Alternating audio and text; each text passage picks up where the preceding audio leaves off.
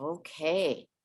Wow, Mary Alice, you are efficient and on time, top of the hour. Okay, so welcome everybody. A very, very, very warm welcome. One of the things that Mary Alice mentioned in earlier remarks, for those who weren't on the line, is that this is a pretty cool group that's forming today. It is actually all of the three main groups from the MHPIF. So we've got the projects, the hub, and also the members from the FAC MHPIF team. So that's terrific, that collective. And I'll get to why that's super important just very briefly. I am going to keep my opening remarks quite brief, but I think they are important to really help position both the content and the approach that we're taking with this webinar. All of the projects, you would have received the note from FAC about the requirements for phase 2. So the FAC team recently shared those with you. And I think it's really great. You know, one of the innovations within the MHPIF is to build theory of change explicitly into the program. And I won't steal part of Steve's thunder. He'll be talking about some of the benefits for all involved in that. And I think that you know, the FAC team nicely positioned in the description of the phase 2 priorities, sort of outlining the logic of the project intervention and something that can inform evaluation and new knowledge development plans.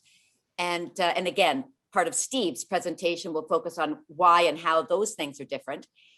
One clarification I want to make: in the blurb that we sent out for this webinar, it talked about theory of change being developed as a requirement for the application process. I think you all know that is not true. Those requirements are still under development, but the theory of change will be developed throughout phase 2. Super important that it's not in the application process itself, as in the next short while. So I just want to make that clarification because I think the blurb would have been misleading in that respect. So given that, you know, why still in this webinar, the focus on theory of change, just, you know, positioning it in relation to time frame, where we're all at in phase 1 and then planning for phase 2. And the whole intention there is that, you know, it may actually help all or some of the projects in sort of consolidating your narratives and assumptions as you bring a closure to phase 1 and also begin planning for phase 2. And I think really importantly, and this goes back to my comment about the group joining today, it really is an opportunity for shaping some of the language and the frameworks and the thinking about theories of change that will be most prominent within the MHPIF. And Steve will be providing some perspective and experience without prescribing what theory of change, language, and logic and expectations there will be within the MHPIF. It's a real opportunity that we can sort of receive that sort of information and perspective and then shape what it's going to be within the MHPIF. So I think that's a huge thumbs up to all involved for that. So the goal today is to give all of us within the MHPIF community a chance to learn about theories of change, their value, essential elements, development process, recent developments and emerging issues. I mean, the hub is featuring, of course, Steve Montague. And honestly, I can't think of a better source for providing perspective and experience on this, including Steve's strong links to the federal government, language and expectations as recent as March 2021 in terms of some Treasury Board requirements. So you'll hear about that. I mean, I won't belabor an intro to Steve. I mean, you did in fact, or you do have access to a sort of full bio, but I can say that Steve has been a colleague for many, many years. We actually first connected probably over, I mean, it must have been over 20, 25 years ago on some joint work with the Canadian Cancer Society. And most recently, we actually collaborated on a contribution analysis. And that's a type of complexity-based evaluation approach. And actually just out of potential interest, because it does actually incorporate theory of change in that as well. And so we'll put the link to that article in the chat, but that's just an example of some relatively recent work that Steve and I had done together. And I would say that Steve is one of those people that it's one of those magnet connections that you can be operating in different roles and different, making different contributions, but just that strong foundation of kind of mutual understanding, shared perspectives related to evaluation. And I'm just very, very pleased, Steve, that you're with us here today and working with the Hub, and really looking forward to your comments. Thanks so much, Barb. I'm pleased to be with you today as well, and really pleased to be working with you. You have a great team here. You and I indeed go way back, and we've had some fun together, trying to explore some of these ideas. Yeah. So as Barb points out, this does link in an odd way to complexity based concepts that Jamie has covered earlier. And so we won't cover those directly today, but rest assured that I think we can easily work with them, and in fact must work with them to accommodate that. The other nice timing is, as Barb says, this sort of links well, and this is why it's really great to have our colleagues from the Public Health Agency of Canada with us, because I think it links well to where at least the federal government funder is starting to go, maybe re-go as to in terms of the thinking around this kind of thing. So it's not only going to be something hopefully useful directly to you, but also useful in working with others. And if we can get a sort of common understanding of these things, I think it'll be so much better. Our agenda today, I'll go to the next slide if I could, is really to go over what is a theory of change, how does it differ from a logic model. If I was to do the survey of you now, likely most, if not all of you, have seen a so-called logic model. It is a subtle but important difference, and we'll talk about that. Where are we seeing some good practice? Where have we not seen some good in the past, and where it's emerging for some interesting and promising trends now, especially for initiatives like these, which I think is particularly, sort of close to my heart. My daughter's a graduate of a recent Master's of Social Work and is working in Southern Ontario, and with often families and youth who are struggling with mental health issues. So, we talk about this kind of thing a lot, and the materials and so on, and how we talk about that story, how we see the development. And so it's sort of a personal interest of mine, and I think a passion. In this time, we really need to be careful about this. So I think this is, theory of change is not some, sort of egghead sort of left brain thing. It can actually help you and, bring out the very essence of what it is we're doing with whom and why. So hopefully we'll get through that. The overview of the essential elements will be part of this. And I hope to point you to some free online tools that you can come back to, refer to, that have actually been around a while, but I think again are re-emerging as important. And then looking at how we might put this all together, a couple of examples.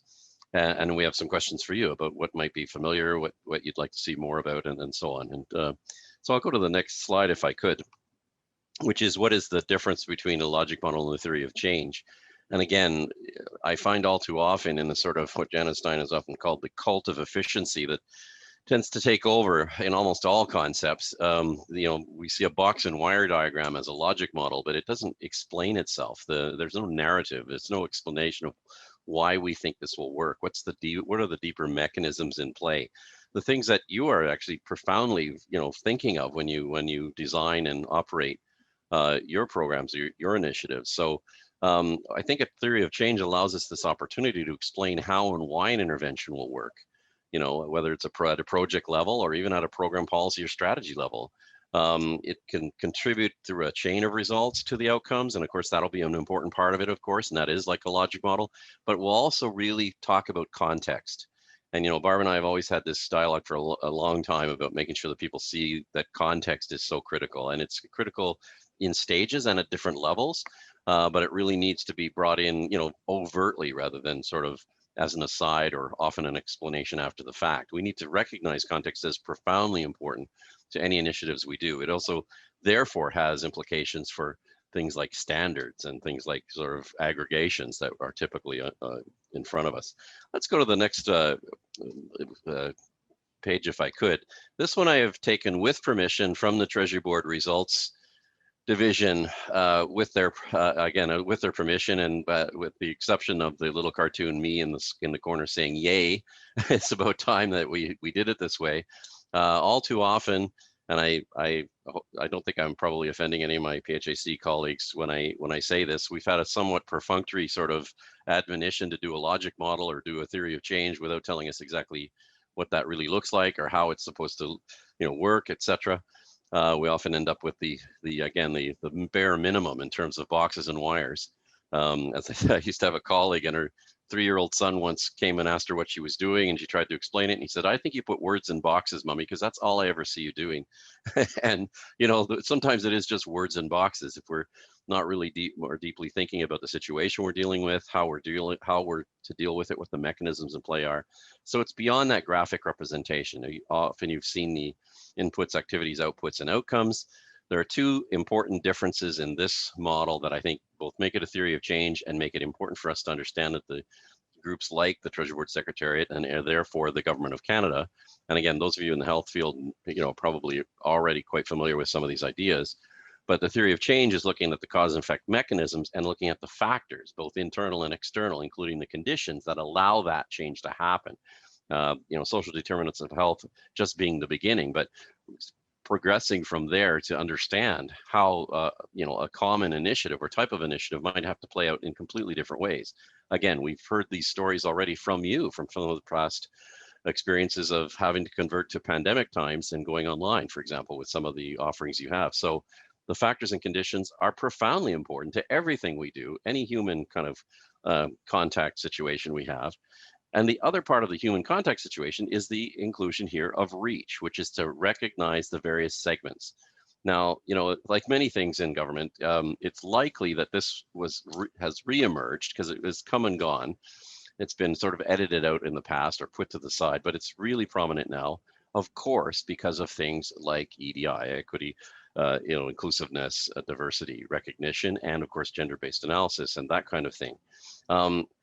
However, and those are important, however, it's so much more. It's to recognize all of the key actors in the system that need to be part and parcel or can and should be part and parcel of a given initiative. And once we open the door to recognizing those different actors in what often people call the sort of ecosystem, it's a much richer source of dialogue. And again, if there's one thing that I think we can say about theory of change or about any of this material, it's as or maybe more important for the kind of dialogue it raises than for the product it produces.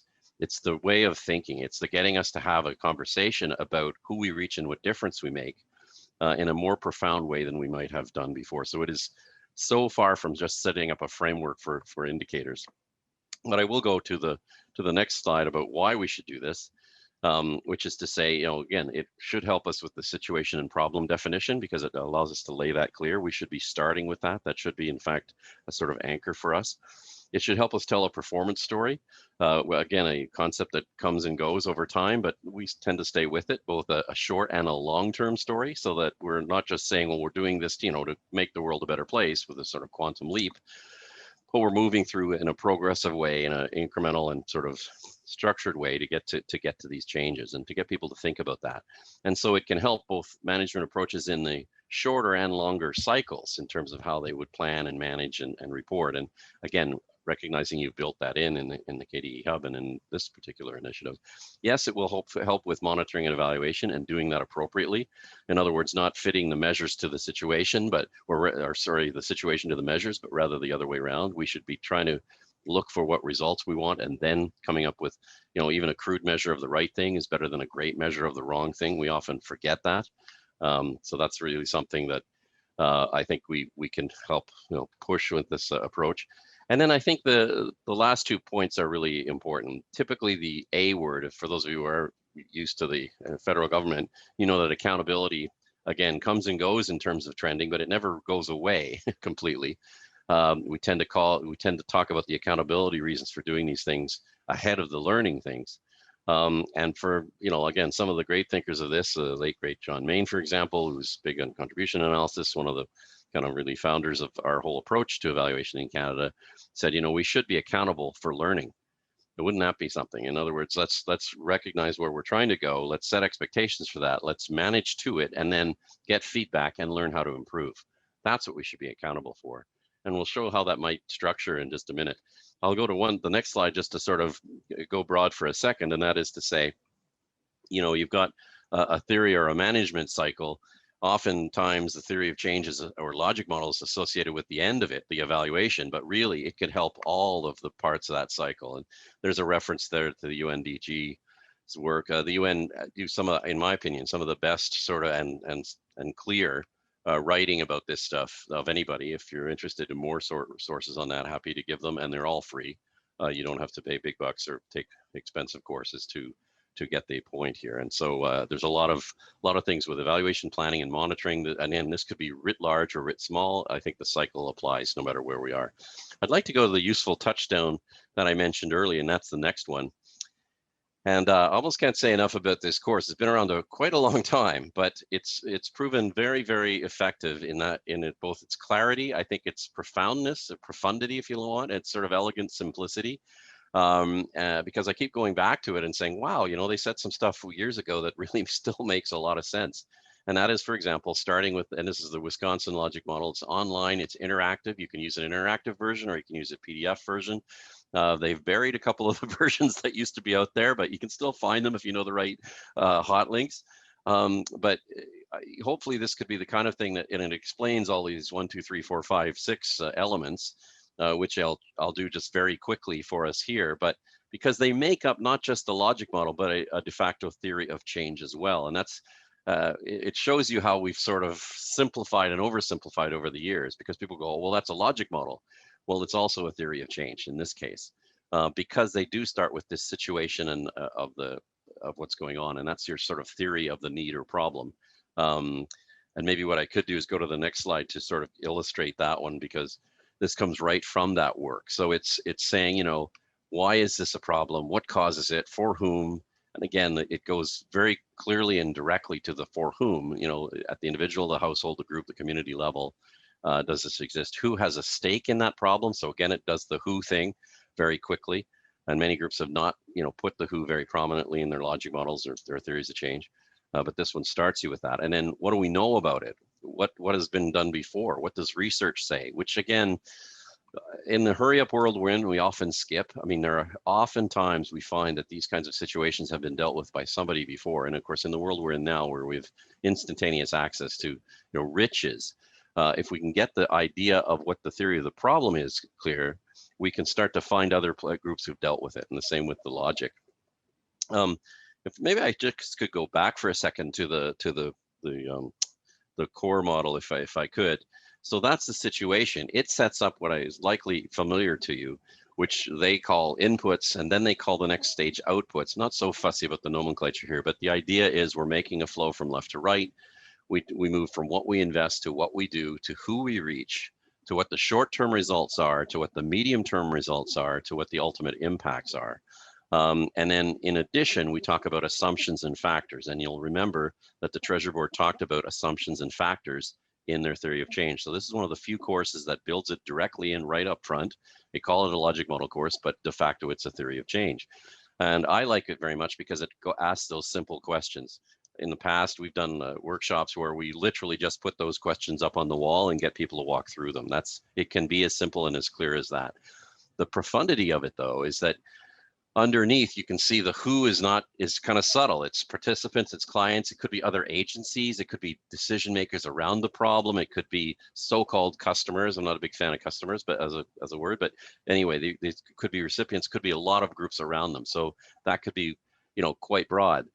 Then we get into the 3 stages of these outcomes they have, which actually link to, you know, whether you're a psychologist and you like Prochaska and Decomment, or whether you're a sociologist and you think about the way things will change, whether you're looking at theories of change for media take-up and use, or again, for social marketing.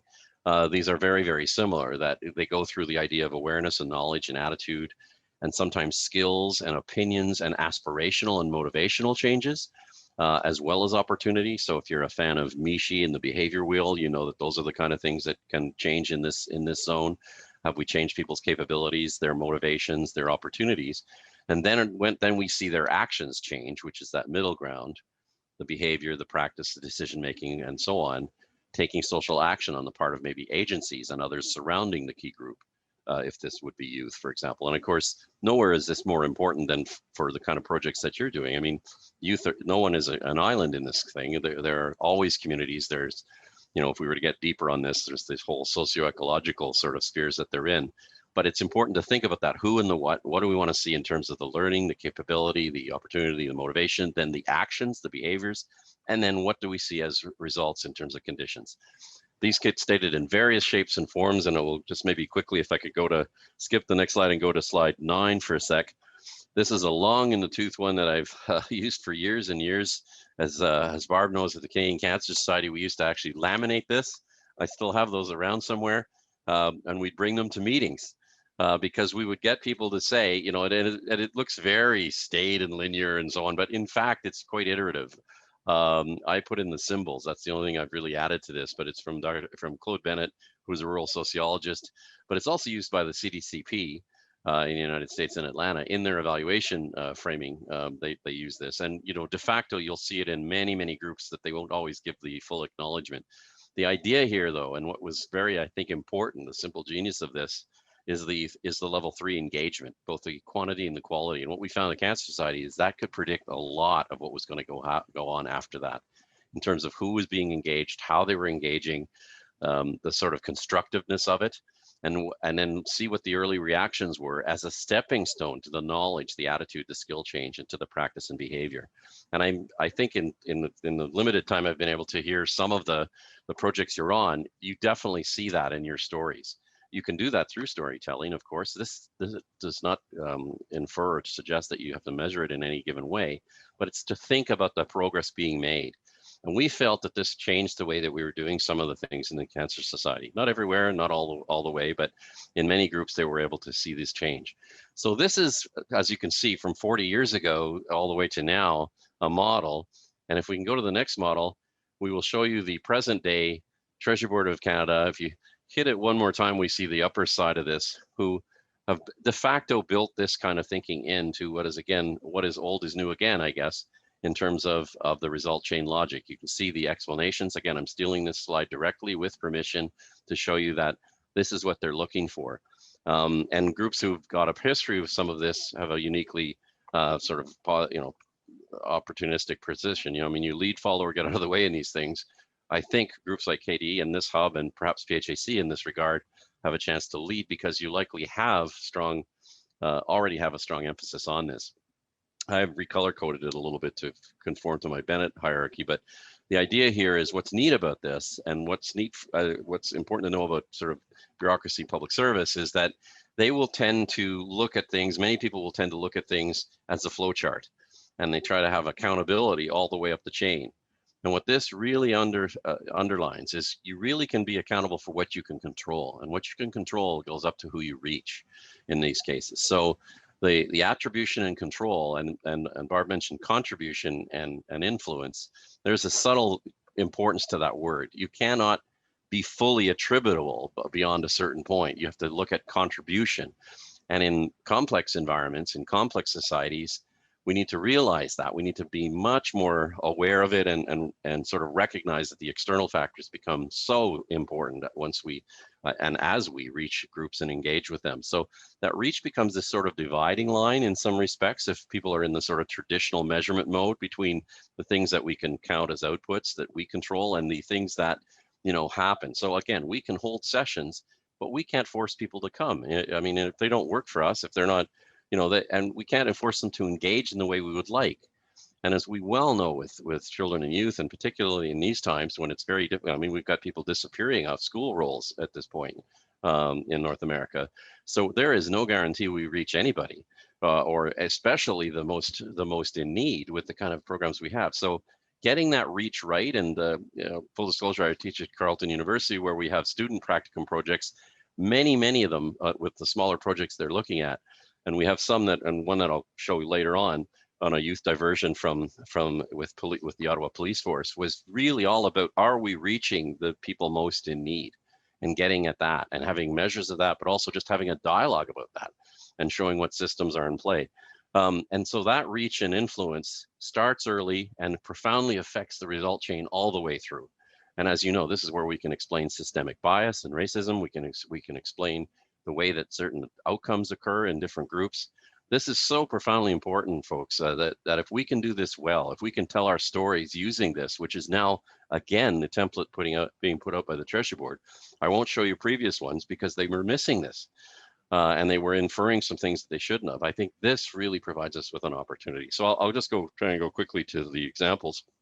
The next slide is a way of looking at this as spheres of influence. I found this to be useful for people who maybe don't relate to the straight up chain.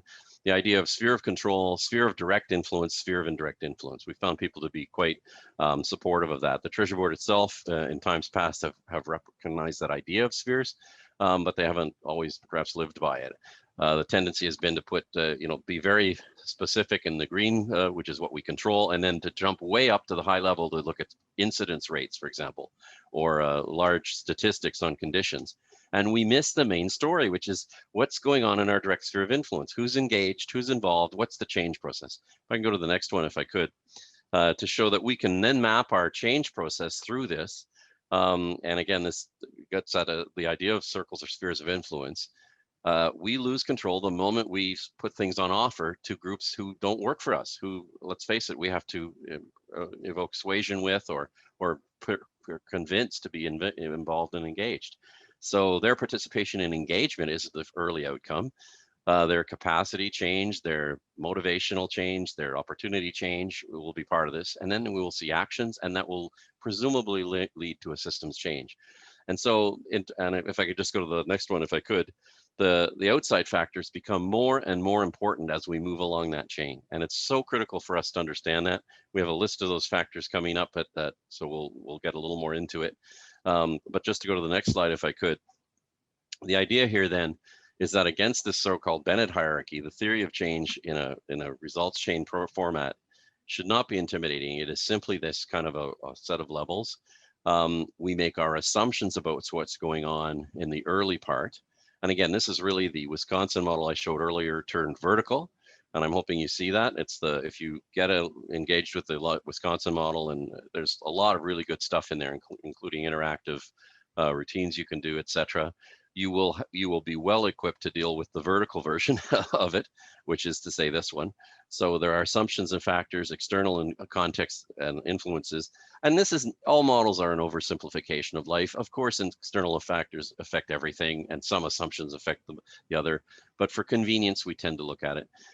What Barb and I have experimented with over time is showing this over a timeline, which we won't get into heavily today, but it is something that we can talk about a bit further as you go.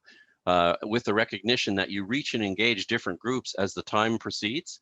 So often it's with the enabling environment groups, especially when it's youth, right? I mean, if you're dealing with schools, you're dealing with families, communities, and so on, to set up things, and then eventually dealing with youth. And I'm sort of going left to right because in sort of our Western society, we tend to go left to right with time, but you would show it in that kind of way. And there are exciting ways you can play with that. We won't get into those today per se, but I will get into these two ideas of assumptions and factors. If I can go to the next one with assumptions, and Barb helped me with this in the sense of what some of the assumptions that might come into play for the initiatives you have. How are individuals and institutions engaging? What are we assuming about that? And again, let's think about pandemic and what we might have assumed before and after in terms of how people can engage. What are the essential features of our implementation process? What are the things that, are they adhering, if you like, to good practice when it comes to communicating with folks? Particularly, are they culturally sensitive? Are they recognizing the way that this has to be done with a particular community or situation? What are some of the unintended consequences? We've lost that so much in terms of things in terms of this, again, used to be as an oldie, you sort of remember when some of these questions were around, and we've sort of cut them out. But the unintended consequences, good and bad, can be very interesting. And, we can talk about that. I think I heard them in some of the stories you've been telling. What are the parts of the project plans that you're confident in because that this has worked before, and others that you're not so much? And, what are questionable or uncertain about some of the plans? So there's a myriad of other assumptions we could apply. Likewise, we have external factors, and I'll go to them if I could just quickly. And all of these we have sources and references for that you're welcome to go back to and ask questions about later. I'm partial to this chap, Ray Pawson, and the work that he and Tilly have done on what's called realist evaluation. I know Barb has worked with Wong and others in terms of this, in terms of doing realist. a review, which always asks the question, and we're seeing it get embedded in mainstream evaluation, and that is, what works for whom, in what conditions, and why? Why do I say it that way? Because it's now really emphasizing that context is vitally important and the for whom is absolutely critical. This is a big jump, as Barb can attest, in evaluation, because there was a time when, does it work? Are we getting value for money? Well, for whom? In what conditions? Why? This, when you build it into the overlaying question of evaluation, you change everything, because now the line of investigation isn't normative and summative, it's exploratory and descriptive. And you're now able to pick out the systemic bias, or where it does work or where it doesn't. And also, by the way, when you ask it that way as a line of inquiry, you gain partners in the process, as opposed to a challenge. When you say, are you value for money? I act defensively. When we say, hey, where does this work for whom? You start to really engage people. So it's even as a line of inquiry, it's really cool. And it links to this, because in the Pawson and Tilley sort of realist sort of mindset, it's what works for whom, what conditions, and why. And do certain things work better with certain infrastructural components, which is to say socioeconomic, political, technological, environmental. It's kind of, this year, it's kind of we have pandemic. It's a huge environmental or health concern, and it's changed everything. And then institutional factors, in terms of what kinds of institutional factors. We're very sensitive to the idea of colonialized institutions in this country now, or at least trying to understand that. How do their ways, their cultures, link with the communities they're intended or supposedly intended to deal with, and so on. Those goals, those policies, their way of governance, the protocols, the practices, can be profoundly important, as you well know, to whether we reach and influence things properly or in the way we have in mind. And of course, interrelational, which boils down, in my way of looking at it, to historical trust. If we don't have the trust in people, and of course we've seen this in vaccine resistance initiatives lately as a prime example, but in various cultural communities, ethnic communities, regions, and so on. And of course, but it's also, again, between and among both players and institutions, because many institutions don't work well together. The paid sick leave issue between the federal, provincial, regional government could be viewed as some interrelational and institutional issues with regard to how that works and plays out. So the interrelations, the basic trust, can, as you well know, and we all know it intuitively, profoundly affect it. But it behooves us to put those factors down, the key ones that we know, so that we can gauge success in relative terms to that, and in fact adjust what we expect. And finally, of course, the things, Kahneman, the great the Nobel Prize winning psychologist, says we tend to judge things by what's directly in front of us. So the tendency, if you didn't have this in front of you, would be to go individual. Well, that's not working, because that person's intransigent, or they're a jerk, or they don't communicate well. You tend to look at the personal capacities, motivations, and opportunities. But I found time and again, it's often because they're embedded in these other structures, the structures, the institutions, and the interrelations that have set them up to fail in some respects. So yes, individual capacity and motivation is important, but it also goes with all these others. Why do we, again, dwell on this? It's to simply condition our expectations and to really make us think about maybe redesigning some initiatives down the track, so what we can learn. I'd like to go to some, just some broadly discussed case examples, if I could. So I'll go to the next one. And I think we're still okay on time to get some good questions in and so on. And I'm hoping you're thinking of your own cases that, this may apply. And if you have that thought in mind, pose a question to me at any time. We want to consider the factors and assumptions as well as the results logic, and we want to apply this to projects. So I'll just go to the next slide if I could. So very simply, and to go back to sort of my little favorite of the Bennett hierarchy, we've got the idea of inputs, activities, engagement, reactions, knowledge, ability, skills, aspirations, behaviors, and benefits. And I'm trying to kind of color code the arrows to say, the factors, sort of our ability to control goes way down and fades out as we go up, and the factors get bigger and bigger. So that's the kind of basic model. And I'll just give you a descriptive example in the next one, if I could. It was with Youth Health Ambassadors. It was actually a project that some of our students engaged in, and one of the students was in fact the lead of. There were two that were very related. One was directly mental health. The other one was, and the one that I've got here is around infection prevention from sexually transmitted disease for LGBTQ youth. And the idea here was that, you would recruit or engage youth as mentors and ambassadors through a program through schools, with schools supporting. There would be positive early reactions and early commitment that we would see from all sides, including the actors in the school community and others, and families and others. And as you can likely know, the early going in some select areas, I'll just leave the regions out of it, that wasn't always forthcoming in terms of the kind of support for either the mental health or the sexually preventable disease initiatives in all high schools, certainly. And so you had to look at those factors as to whether there was supporting environment to allow for the positive recruitment of ambassadors, to get a positive encouragement and early reaction from various groups, then to see the youth recruited to the program would gain knowledge and confidence to act as ambassadors and share. And again, you can imagine the factors that are going on that I've just mentioned that could be supporting that or not supporting that. And then finally, the youth health ambassadors reaching the other at-risk students they were designed to reach. And that whole complex, if you like, which would be taking place, they were recruited, they did training in a remote location and then went back to their schools with the idea that they would be able to reach and influence students, LGBTQ students in particular, but they could engage anyone who was in the sexual transmitted disease or mental health. And you can imagine that, again, there were many, many factors involved in the success there. So what would predict it would be, various things around school support, around family support, around just ability to have time to do that and so on. And then ultimately you're looking for reduced infections among youth.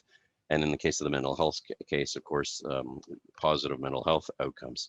So I'm hoping you can sort of see that, once you start to realize all of these factors that come into play, the mechanisms you're seeking to have, the who's and the what's along with the factors, you start to recast how you might do something. And that was certainly part of the dialogue that this, again, we were quite fortunate. It's all, of course, adult learners.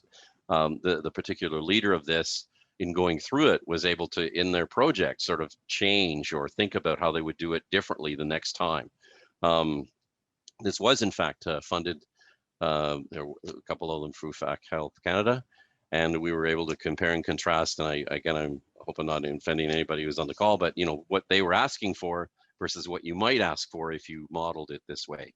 And I'll just sort of leave it at that. There would have been profoundly different indicators, I guess, of how this was working. And I think you can imagine what those might be. We're not really at liberty to go too much farther because, again, it was all given on the idea that I'd keep this sort of neutral. The next one is not a neutral one. I'll show you this next example as an example, a little more complicated. It was done as part of the class we run in sort of evaluation design by some really brilliant students who had a link to our Ottawa Police Service. And I'll just simply explain it. I just want to show you what can be possible. I'm not certainly expecting to explain this fully, but what was really interesting was that they were able to look at youth diversion from the regular criminal justice system. So these are youth who were already had committed some offenses or were potential risks, and trying to get them into a system where they would be through a program that would divert them, essentially, as you can sort of see in here.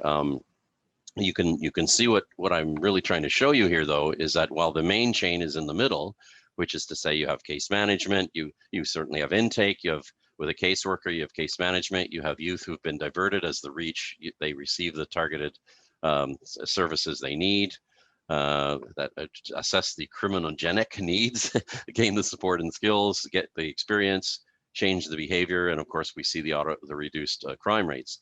That's sort of the simple line, all feedback loops in it. What's profoundly important, what's nested within it, are those little circles that show you that there's a theory of reach for the parents and caregivers in this, which is profoundly important and not easy, and certainly not to be taken for granted. How are we reaching them to make sure that these children, essentially, young youth anyway, can go into this, so that we will reach them? As you likely well know, that's not always going to be an easy experience, especially if it's associated with the police service or what have you, as Ottawa has its issues, as does many other regions. And so there's the trust, there's the institutional support, there's all manner of things. And of course, there's the nested theory of reach for youth. These are, after all, troubled youth. Again, are they likely to or prone to collaborate, cooperate, want to go into a certain program. And so the kind of motivations of them, the knowledge, the reach assumptions that we've got down the left-hand side or up the left-hand side are very, very important. So I won't, we'll leave this with you to think about, but it's the kind of thing one can aspire to. And again, it's not so much the model that you see at the end, it's the thinking that it engenders. And this group was particularly good at that. I mean, and we had particularly good cooperation from the, I will say, from the Ottawa Police Service, and a very enlightened, I'm not sure what his rank was, but anyway, sergeant, I guess, who was really, really great with us and with our team. And someone's gone on to do their doctorate in relation to this. But we think some of the insights were really, really useful to the police service and to all involved in terms of what was working with whom and why, and how to think about the reach and influence in this particular realm. So those are my examples. Oh, wait, one more. This is a particularly interesting case at the moment. It's a circular theory of change model, and it comes to us from Andrea L.K. Johnson. She's of Indigenous descent and is a consultant, very prominent consultant, and she won our Contribution to Evaluation Award this year for the Canadian Evaluation Society. And this is not how I came to know of her work, but I did come to speak with her about it. And I thought I would show this today just simply to give you the idea. And what's profound about this one, and I won't be able to do justice to the pronunciation, but it's a tending the fire model. And so I defer to our Indigenous colleagues to help me here. But the idea here is, as you can certainly see, it addresses the different areas, spiritual, intellectual, feeling, and sort of the motivation side, which, as you can see, there's a recognizing, a planning, a putting plans to action, and an outcomes, which are not so unsimilar to what we showed in a linear way, but show I'll call it a sort of positive spiral that circles outward.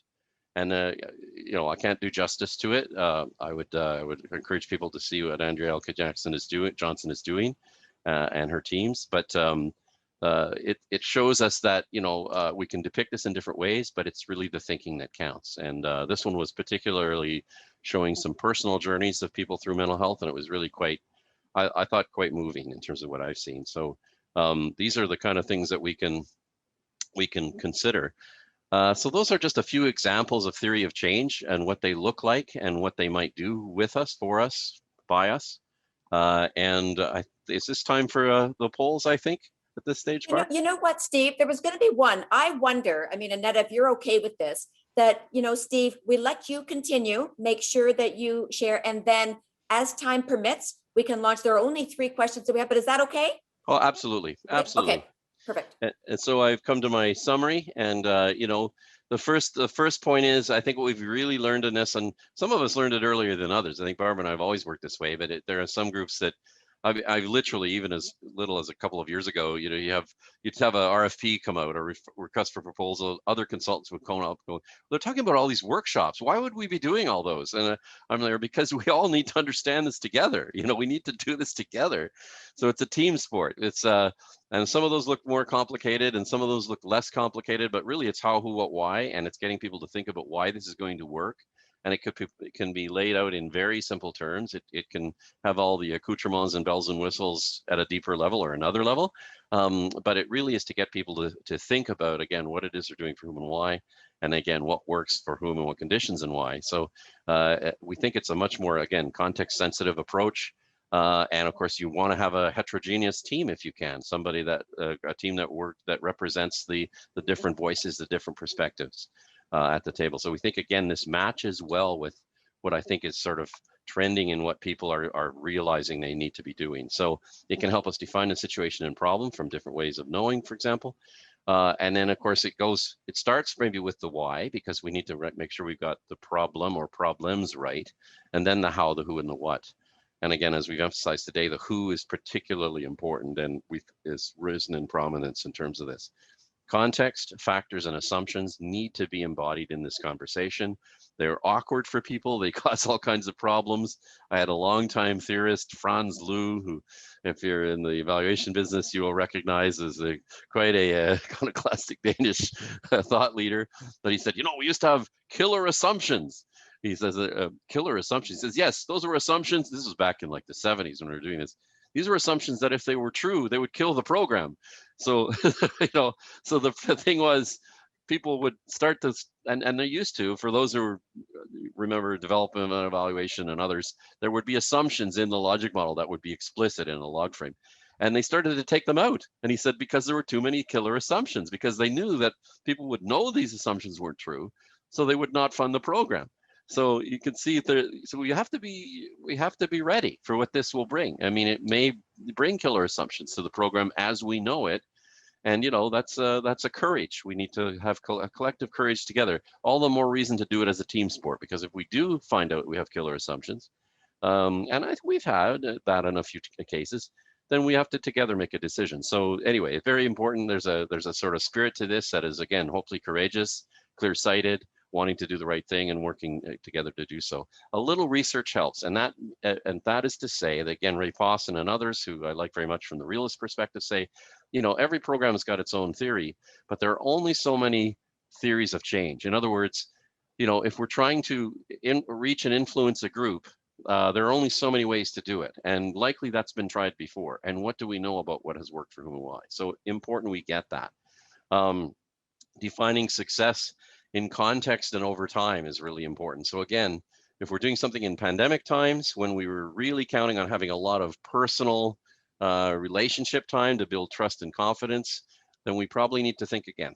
Success may be only to a limited thing. I mean, but sometimes it's a different success. What I think I heard from the Mind Your Food example was, that by doing it online, you were engaging the family in a way that you never thought. And that building those relationships with grandmothers might have been one of the bigger things that you didn't expect. If Megan was here, I would ask about that. But, so just recognizing that the different context provides different challenges, but it may provide different opportunities is, I think, kind of cool. And it's just keeping that in mind. And then the last one is, live and learn and adapt. I mean, as I was regaling folks with the panel I was on last week, when we had a little bit of a technical problem, I said, and everyone was getting the word surveys, which we don't have for you today. But I said, my word for the 2020-21 would be adaptation, because that's what we're all doing. And so this model, hopefully, is not to be done by the eggheads in the corner. It's to be done by all of us to help us understand where it is we're going, what we're doing with whom and why, and to get our collective approach going. It can be a morale booster. I mean, I know, Barb, you and I've done these, and I think, when people have left the room, I think they felt good about what they're trying to do, because you really get people on a learning journey. So I think with that, we probably could launch our polls and take our questions. All right. Honestly, I mean, Steve, really briefly, but it needs to be said. I mean, thank you so much for that. I mean, I think that the timing of this is, and I've got this odd thing on my screen. The timing for this is superb. I mean, in terms of the overview of theories of change, essentially, I think a couple of key points we want to reinforce right now, as before we move into the polls, is I think what Steve has provided is a real scaffolding for thinking about theories of change as a thinking process, and some fundamental nuggets within there about spheres of influence around direct control, direct influence, indirect influence, and the process of change, understanding the systems within which we're operating, understand the factors that are influencing what we're doing. So, I mean, just awesome emphasis on those things. So, Steve, I do want to say thanks for that. And I think what we'll do is we'll just, we've got only a few polls that just give us that sort of pulse check on kind of where people are at with this. And on purpose, this webinar is very much it's very much, here's some, information. It's not organized as a dialogue session. We can sort of anticipate what the next sort of touch points might be for some of, be it dialogue or other tools. And actually, Steve, you've got a few tools in the slide deck there that we might move on to. But how about, Annetta, we go with the polls right now for a bit of that pulse check and see where we're at.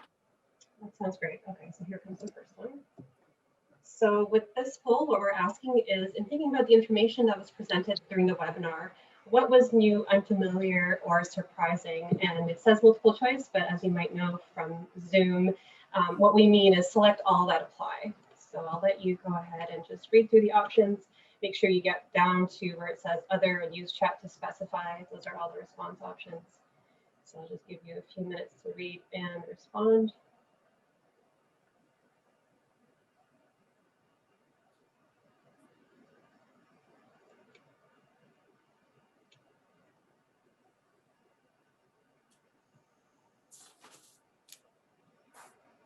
A few more minutes because the responses are still coming in.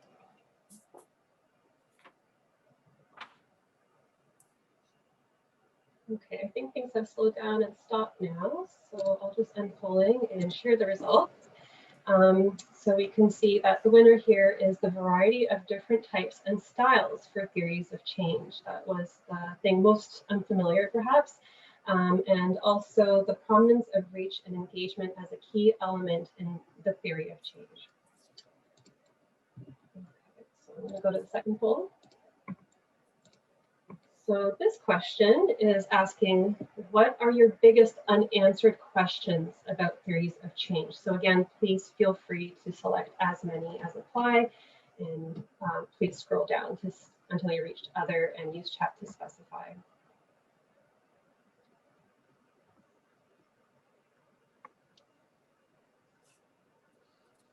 If anybody is joining us by telephone, you can feel free to just unmute and let us know there's an unanswered question.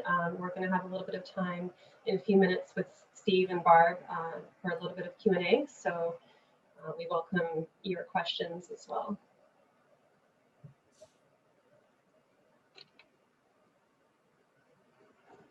In just a few more seconds here. Get your answers in, folks. Okay, I think that's it. So biggest unanswered question seems to be how to identify key assumptions, and then also how to revisit and potentially adjust or evolve a theory of change over time, and some others that are, it's kind of a spread actually to some of the other response options. And here comes our last poll. So this one, you would have seen a question like this in the past probably, but in terms of just thinking about theories of change, what hub supports might be of most interest to you and your team from the hub? What can we do to support you?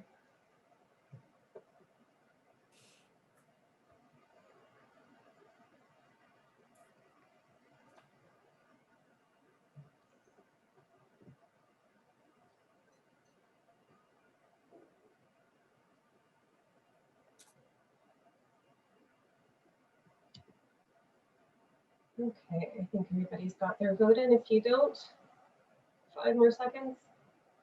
Okay, I don't see anything else coming in. Okay, so people have voted that they'd like to see a template for developing a theory of change and a workshop as well on developing theories of change. That seem to be the two most popular response options. So thanks very much for those. That's really helpful for us. And we'll just close that out. And so now we have some time for a question and answer period. And I see that there's already a few questions in the chat. So from Magali, thank you. Are there processes, facilitators, resources to help a team put together a theory of change? So I don't know if Barb or Steve, you wanted to comment about that one? It's certainly what we've done in the past, Barb. I mean, that's it's the kind of thing where it really helps to be live with people, but we've certainly done a lot of it. So maybe down the track we can because I'm anticipating the workshop thing. Let's cross our fingers a bit. What can happen? I mean, you can do it online. It's just we'd have to really work at it, I think, but I'm sure it's possible. Barb? Yeah, I think I'm just thinking about, you know, we basically have like 5 minutes to close, and I don't want to, you know, be sort of racing through that. I wonder actually, like, I would really encourage, you know, without us expecting to sort of answer questions sort of right now, what I would encourage is maybe Steve, for you to finish your deck on some possible tools, but then for everybody in the last moments of the webinar and maybe for the 5 minutes afterwards, just, in response to the KDE Hub email about the webinar today, kind of jot down your thoughts leaving this webinar about what might be useful. And then we can sort of do Q&A through written responses, a next webinar, et cetera. But I think that's going to kind of pool things in a better way than trying to kind of, spitball a couple of questions here. So Sure. I hope that's all right with folks. It's kind of an in the moment decision. So Steve, maybe actually, Eric, you might want to raise the slides just to get into those Thanks, Eric. last few that Steve has. And as we do, Louise's point is really well taken about, this is what I found time and again, and it's why I put the spheres in, because I find people get relieved because it's not all on them. They realize, okay, that's out of my sphere of control. And I can't tell you how it changes the tone and tenor. So if you do it with people, I mean, I try to leave it out, and then people go, yeah, but, and I had one group, it was a prairie group, and they were helping essentially farmers with things like riparian boundaries and so on, and a real, real essence of cowboys, really. And their leader loved that. Bob Wetloff, I'll never forget him. He sounded like John Wayne. He said, "Leave that up." He says, "This is changing the way these guys think." it was because it's not in their sphere of control. Whether the riparian boundary held and the water held, they have to coach others to do it. Well, this is the strong silent types who were just used to doing it, right? And they had to change the way they were thinking. It was marvelous. And he just said, "Leave that up." And so we did for most of the day. It was, so yeah. And just down to the select references.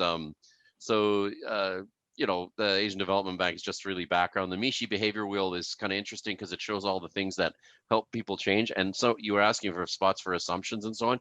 You could find some of them in there. This is something I wrote long ago just to point out that there's a lot of common ground between the way these things work. The Pawson stuff is a realist perspective, and he gets at those 4 eyes a little bit, not heavy duty, but a little bit. And there's much more on him. United Nations UNDG group, their handbook is very good for talking about theory of change and how it links to indicators. And of course, the biggie for today was really this University of Wisconsin model and their online course, which again, even though it's fairly old, it's still, for me, I've just been through it in detail for another course I'm doing. And I'm going, well, I can't say this any better. I mean, this is right on. They have a lot of community development related types of examples. So it's very much at the level I think we need for what we're doing. So, things from family counseling and some various things like that they put in as clear examples. So I think it'll be relevant for you to go on there and have a look. And you have to find the right one, because they've sort of now, if you just go to the general website, they kind of bury this stuff. So you have to, a couple of the links I have are the ones to use if you can. If I could just maybe go to the next one, these are all just, again, references. And Better Evaluation is a really nice website that has a lot of stuff if you're into that kind of stuff and theory of change, curated really by my colleague and friend Patricia Rogers, who again, very prominent in Australia. The Australians, I think, have a lot of really good stuff, and actually some very good stuff with their Indigenous communities, the Maori communities, and so on in terms of approaches. The circular tending the fire example is the last link, a fairly long one. And then some of the things about theory of change, I almost don't like to put something in unless I have something by John Main, who was, of course, really the prominent thinker on this in Canada about what makes a good one. And so that's in there. So these are just sort of things you could look at. And the very last 2 things, this is sort of a template for how we did them over time. So you can sort of say what the current need is, and then you can imagine, I've had a lot of students like this one, and we use this prominently at the Canadian Cancer Society and so on. So you'd have in T0, it would be what's the current state? And then you'd say, okay, what do we want to see in T1? That could be a year, could be 2 years, could be 6 months. In T2, in T3. And as you can see, what is sort of nice about that, the arrows are meant to show that they feed back. The one we used to use a lot was sun safety, where we found that, we were trying to engage physicians the way that we did for tobacco. They don't engage easily. And so we had to find other ways. So the feedback from what we learned in T1, we used in T2 to engage them in a more profound, different way. And then finally, the measurement menu is the last one, and that's just that was the flip side of the of the laminate. You can see how long it's been around because the icons are so 1990s. But anyway, yeah. But you know, I think it shows it's tried and true. You know, I keep telling one of my daughters, "Can you like help me with those icons?" Because anyway, so if anyone would like to help me with the icons, that would be great. But the idea is that it shows the hierarchy, the typical kinds of indicators, and the sources you might use for them, and that's once you get to the measurement side.